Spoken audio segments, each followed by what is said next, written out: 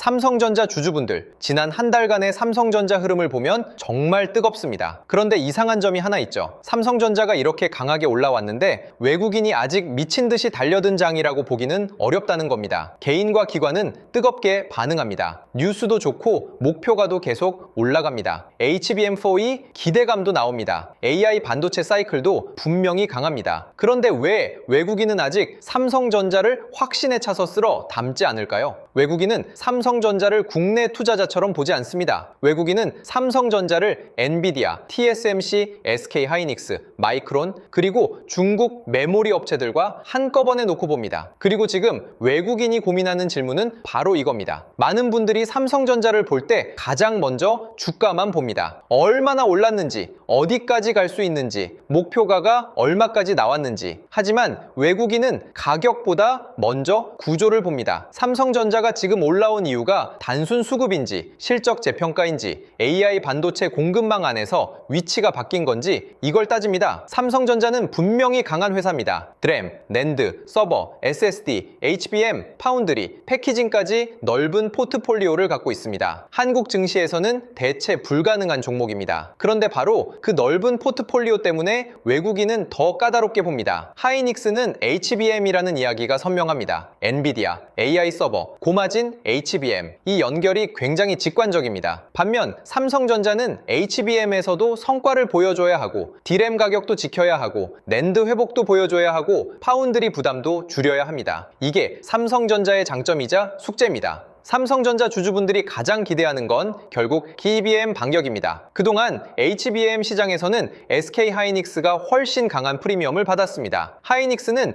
엔비디아 AI 서버와 연결되면서 HBM 대장주라는 이미지를 확실히 가져갔죠. 삼성전자는 체급은 크지만 HBM에서는 계속 이런 질문을 받았습니다. 정말 따라잡을 수 있느냐? 이 질문이 외국인에게도 중요합니다. 왜냐하면 지금 AI 반도체 사이클에서 가장 비싼 프리미엄은 HBM에 붙고 있기 때문입니다. GPU가 아무리 강해도 옆에서 데이터를 빠르게 공급해주는 HBM이 없으면 AI 서버 성능은 막힙니다. 쉽게 말하면요, 엔비디아 GPU가 천재의사라면 HBM은 옆에서 수술 도구를 정확히 건네주는 팀입니다. 의사가 아무리 뛰어나도 도구가 늦게 오면 수술은 멈칫할 수밖에 없잖아요. AI 서버도 똑같습니다. 그래서 삼성전자가 HBM4E와 HBM4에서 진짜 고객 인증, 양산, 납품, 수율을 보여줘야 외국인이 확신을 가질 수 있습니다. 샘플 뉴스만으로는 부족합니다. 그런데 외국인이 삼성전자를 의심하는 이유가 HBM 하나만은 아닙니다. 더 밑에서 올라오는 불편한 변수가 있습니다. 바로 중국 D램입니다. 최근 중국 CXMT의 성장 속도가 시장에 꽤 강한 긴장감을 주고 있습니다. 중국 D램 업체가 매출을 빠르게 키우고 상장을 통해 대규모 자금을 확보하고 생산 능력을 늘리려는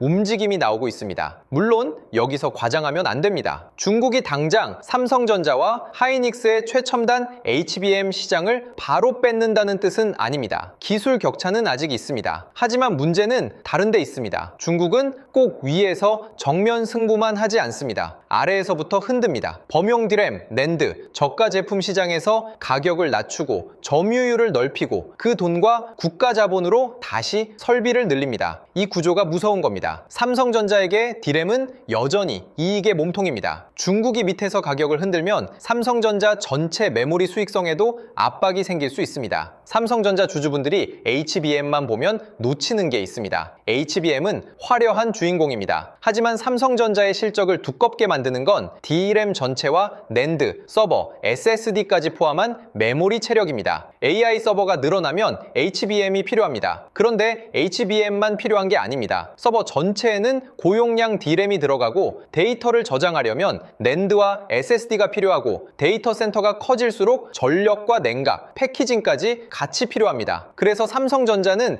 HBM 하나만이 아니라 AI 데이터 센터 전체 흐름에서 기회를 가질 수 있습니다. 그런데 중국이 범용 D램과 낸드 가격을 밑에서 흔들면 이 넓은 포트폴리오가 동시에 압박을 받을 수 있습니다. 외국인은 바로 이걸 봅니다. 삼성전자가 HBM에서 방역할 수 있느냐, 동시에 중국의 저가 D램 공세 속에서도 메모리 마진을 지킬 수 있느냐, 이 두 가지를 같이 보는 거예요. 그런데 그러니까 외국인이 아직 조심스러운 건 단순히 삼성전자를 못 믿어서가 아닙니다. 확인할 게 아직 남아있기 때문입니다. 중국 D램 추격이 진짜 무서운 이유는 가격 경쟁입니다. 반도체 시장에서 가격 경쟁은 생각보다 잔인합니다. 좋을 때는 모두가 돈을 법니다. 하지만 공급이 늘고 가격이 꺾이고 저가 물량이 시장에 들어오기 시작하면 마진은 빠르게 눌릴 수 있습니다. 삼성전자와 하이닉스가 과거 메모리 사이클에서 시장이 낮은 평가를 받은 이유도 여기에 있습니다. 좋을 때 크게 벌어도 언젠가 가격이 꺾인다는 기억이 있었기 때문입니다. 그런데 이번에는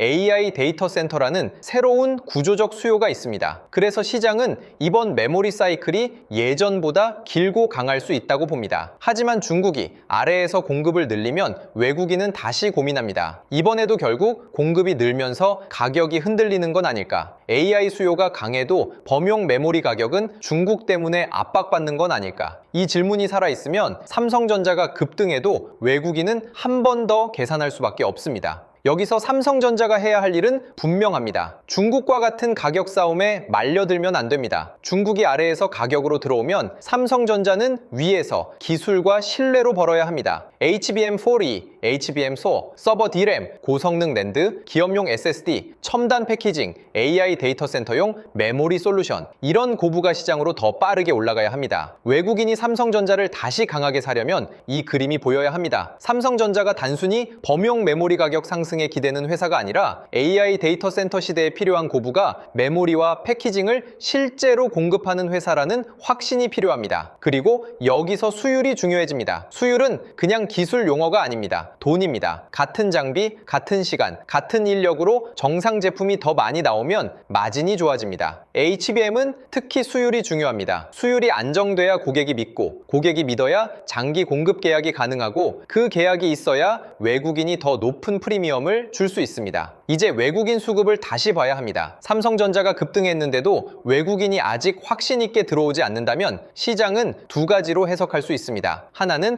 아직 기회가 남아있다는 해석입니다. 외국인이 본격적으로 들어오기 전이라면 나중에 매수 전환이 나올 때 더 큰 흐름이 생길 수 있죠. 다른 하나는 경고 신호입니다. 외국인이 삼성전자 급등을 추격 매수할 만큼 확신하지 않는다는 뜻일 수도 있습니다. 둘 중 어느 쪽인지는 다음 수급에서 확인해야 합니다. 외국인이 삼성전자를 다시 사기 시작하고 SK하이닉스도 같이 사고 반도체 소부장까지 돈이 퍼진다면 그건 한국 반도체 전체를 다시 프리미엄으로 보는 신호입니다. 반대로 삼성전자는 오르는데 외국인은 계속 팔고 기관과 개인만 바치는 흐름이라면 단기 과열 부담은 커질 수 있습니다. 그래서 지금은 삼성전자 상승률보다 외국인이 어떤 태도로 바뀌는지를 봐야 합니다. 외국인은 삼성전자를 볼 때 환율도 같이 봅니다. 원달러 환율이 불안하면 외국인 입장에서는 한국 주식을 편하게 사기 어렵습니다. 삼성전자 주가가 올라도 원화가 약해지면 달러 기준 수익률이 줄어들 수 있기 때문입니다. 미국 금리도 중요합니다. 미국 금리가 높게 유지되면 글로벌 자금은 위험 자산을 조심스럽게 봅니다. 특히 반도체처럼 기대가 많이 붙은 업종은 금리와 달러 흐름에 민감할 수 있습니다. 여기에 중동 리스크, 유가, 공급망 불안까지 붙으면 외국인은 더 보수적으로 움직일 수 있습니다. 그러니까 삼성전자 주주분들은 삼성전자 뉴스만 보면 안 됩니다. 엔비디아, TSMC, 마이크론, SK하이닉스, 환율, 미국 금리, 유가, 외국인 선물 흐름까지 같이 봐야 합니다. 삼성전자는 이제 국내 종목이면서 동시에 글로벌 AI, 반도체 자금의 평가를 받는 종목입니다. 중국 D램 추격은 삼성전자뿐 아니라 SK하이닉스에도 영향을 줍니다. 하지만 두 회사가 받는 압박의 성격은 조금 다릅니다. SK하이닉스는 HBM 프리미엄이 아주 선명합니다. 중국이 범용 D램에서 올라오더라도 하이닉스가 HBM에서 격차를 유지하면 시장 프리미엄을 지킬 수 있습니다. 삼성전자는 이야기가 더 복잡합니다. 삼성전자는 HBM 반격도 해야 하고 D램 전체 가격도 지켜야 하고 낸드 회복도 만들어야 하고 파운드리와 패키징까지 개선해야 합니다. 그래서 삼성전자가 더 넓은 기회를 갖고 있는 동시에 더 넓은 압박도 받는 겁니다. 이게 외국인이 삼성전자를 더 까다롭게 보는 이유입니다. 하이닉스는 HBM 주도주로 이미 선명한 답을 보여줬습니다. 삼성전자는 이제 답을 보여줘야 합니다. HBM4E 이후 실제 고객사 반응이 나와야 하고 그리고 서버 D램과 낸드 가격이 실적에 반영돼야 하고 중국 가격 압박 속에서도 마진을 방어해야 합니다. 그때 외국인의 의심은 줄어듭니다. 여기서 반도체 소부장도 중요합니다. 진짜 강한 반도체 장세는 삼성전자 하나만 오르는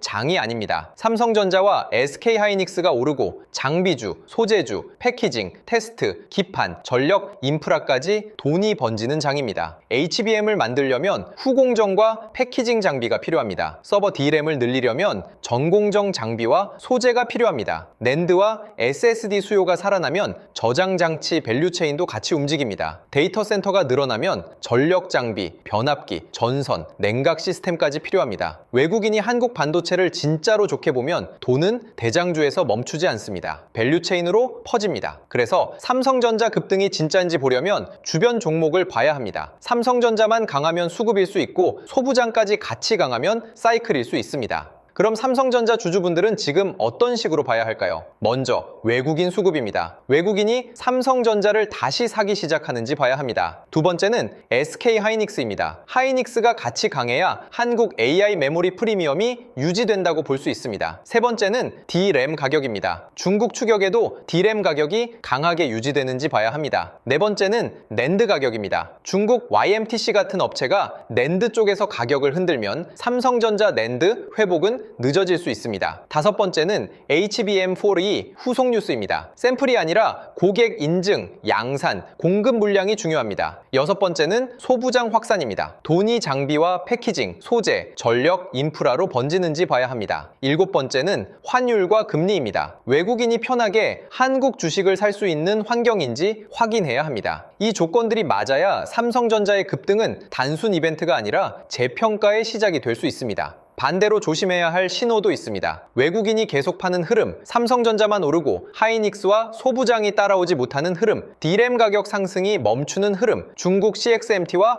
YMTC의 증설 뉴스가 계속 가격 압박으로 해석되는 흐름, 환율이 불안하고 미국 금리가 다시 튀는 흐름, HBM4E 뉴스가 후속 성과 없이 기대감에서 멈추는 흐름, 이런 신호가 겹치면 삼성전자는 단기 조정을 받을 수 있습니다. 특히 지금은 시장의 기대가 커진 구간입니다. 기대가 커진다는 건 좋은 일이지만 그만큼 실망에도 민감해진다는 뜻입니다. 삼성전자가 더 높은 평가를 받으려면 이제부터는 뉴스보다 결과가 필요합니다. 외국인은 바로 그 결과를 기다리고 있습니다. 그래서 아직 의심하는 겁니다. 이걸 너무 부정적으로 볼 필요는 없습니다. 오히려 외국인이 아직 확신하지 않았다는 건 삼성전자에게 남은 상승 재료가 있다는 뜻일 수도 있습니다. 만약 HBM4E 후속 성과가 나오고 D램 가격이 유지되고 낸드 회복이 붙고 외국인이 매수로 돌아서고 중국 추격 우려가 고부가 메모리 프리미엄으로 방어된다면 삼성전자는 다시 한번 크게 재평가받을 수 있습니다. 삼성전자는 여전히 강한 회사입니다. 문제는 강한 회사라는 사실을 지금 시장이 원하는 방식으로 증명해야 한다는 겁니다. 예전처럼 삼성전자니까 믿는 시장이 아닙니다. 이제 시장은 묻습니다. HBM에서 얼마를 벌 수 있느냐? D램 가격을 얼마나 지킬 수 있느냐? 중국이 따라올 때 마진을 방어할 수 있느냐? 외국인이 다시 들어올 만큼 AI 공급망 안에서 자리를 잡았느냐? 이 질문에 답을 보여주면 외국인의 의심은 매수로 바뀔 수 있습니다. 하지만 이 조건들이 흔들리면 지금의 급등은 언제든 숨고르기를 겪을 수 있습니다. 그래서 이번에 배포드릴 전자책은 바로 코스피 8000의 시대, 돈의 흐름을 읽는 법입니다. 이 책에는 지금 코스피의 상승세가 어디까지 갈지, 돈은 어떤 순서로 움직이는지, 외국인과 기관은 무엇을 다르게 사는지, 그리고 상승장에서 투자에 실패하는 사람들은 어떤 실수를 하는지까지 담았습니다. 초보 투자자라면 반드시 한번 읽어보시고 이미 투자 경험이 있는 분들도 지금 내가 시장을 제대로 따라가고 있는지 꼭 점검해 보시기 바랍니다. 아래 링크에서 신청 페이지를 작성하시면 자동으로 전자책 다운로드 페이지로 이동됩니다. 1년도 안 되는 짧은 기간 동안 국내 주식시장은 2배 이상의 폭등을 기록했습니다. 그리고 그만큼 주식 투자자와 아닌 사람들의 자산 격차도 빠르게 벌어지고 있죠. 이 기회를 그냥 뉴스로만 흘려보내지 마세요.